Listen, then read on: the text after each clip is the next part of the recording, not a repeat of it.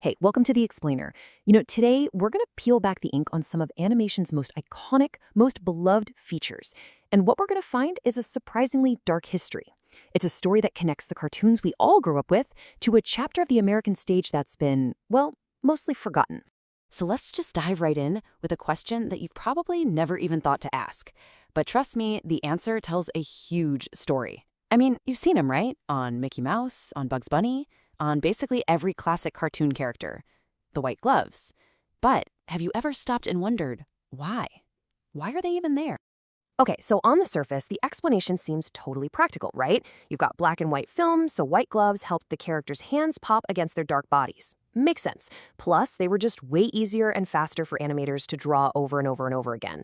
But that's only half the story. The real reason is so much deeper, and it pulls us back into a part of American entertainment history that, honestly, most of us would probably rather forget. Yeah, to really get a handle on the gloves, we have to travel way back. We're talking about the 19th century. And we have to look at what was then, and this is kind of wild, the single most popular form of entertainment in the entire country. We're talking about blackface minstrelsy. Now, these shows were a uniquely American thing, and they were built entirely on mockery. You had white performers who would literally use burnt cork or shoe polish to blacken their faces, and then they'd get on stage and perform these routines that were supposed to be imitations of black life. But they weren't. They were just these deeply distorted, cruel caricatures, and they created a set of stereotypes that were incredibly powerful and incredibly damaging. And I really want you to get this. For decades, this was not some fringe act on the weird outskirts of society. No way. By the 1840s, this was the mainstream. It was as popular as baseball. It was the primary way many white Americans formed their views about black people. And then, after the Civil War, it just exploded. It became this massive amateur thing. They even had how-to guides, so schools, churches, you name it, could put on their own minstrel show. So here's the really crucial part. These weren't just random jokes. This was a consistent, calculated set of tropes designed to reinforce a racial hierarchy.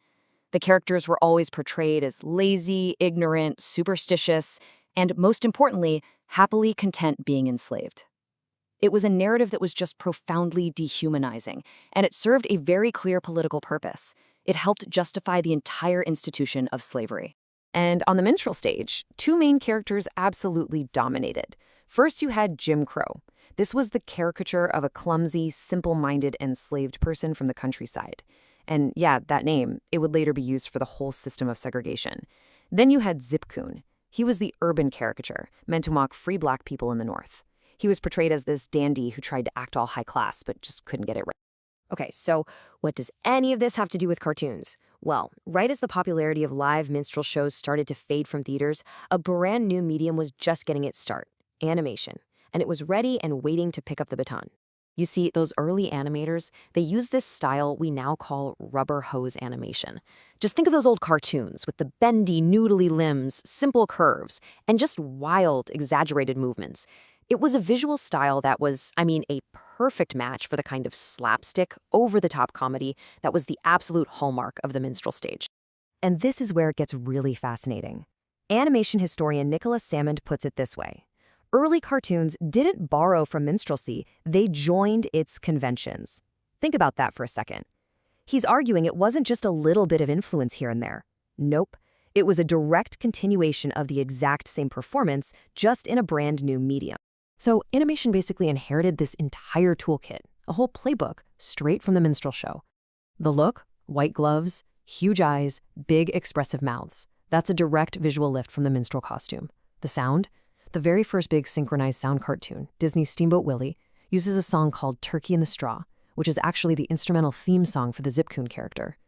And the gags, that brutal, repetitive slapstick violence with no real consequences, that came straight from the minstrel stage. All right, but as time went on, putting literal blackface in cartoons started to become, well, less socially acceptable. So animators had to get clever. They found a new way to keep the tradition going, but they cloaked it, sometimes in a completely different color. And this brings us to this idea of green face. It's a perfect example of how you can disguise a stereotype. The term refers to the practice of using non-human characters, and for some reason especially frogs, to stand in for and caricature black performers, particularly jazz musicians. And why frogs? Well, according to one animator from that era, it was, and I'm quoting here, because of their large mouths. Just let that sink in for a minute. The very choice of the animal was based on one of the most prominent and racist physical features that was exaggerated in minstrelsy. And believe me, this wasn't just a one-off thing. It became a whole trope. You see a whole series of popular cartoons from the 30s, the 40s, even into the 1950s that feature these jazzy frog characters. And a lot of them were meant to be direct, unmistakable caricatures of real, famous black musicians, like Louis Armstrong or Cab Calloway. So, okay, where does all this history leave us today? Because even after these really overt, obvious cartoons were taken out of circulation, the influence, it's still there. It's woven deep into the fabric of our culture, often in places you would never, ever expect to find it. I mean, think about it. We still use phrases like, that was a cakewalk. We sing songs like, oh, Susanna, or Camptown races. Heck, even a joke as simple as, why did the chicken cross the road, has its origins in minstrel show routines. We do all this without having any idea that we're tapping directly into this really ugly history. They're like cultural ghost notes. Or how about this one? You have seen this gag a million times. A stick of dynamite blows up in a character's face, and when the smoke clears, they're standing there all dazed with their face completely charred black. That gag, that is a direct, recurring, visual reference to the single most fundamental part of a minstrel show, the blackface makeup. So look, the big takeaway here isn't just that, oh, there were some old offensive cartoons. It's much bigger than that. This stuff became part of the fundamental language, like the source code of American animation and popular culture. These stereotypes, created on a stage over 150 years ago, became baked into the cartoons we all grew up with. And all of that leaves us with one final, kind of haunting question. What is the half-life of racist iconography? Once these images are created, once they're embedded this deeply into the culture, how long do they stick around? And what does it actually take to finally, truly break their hold?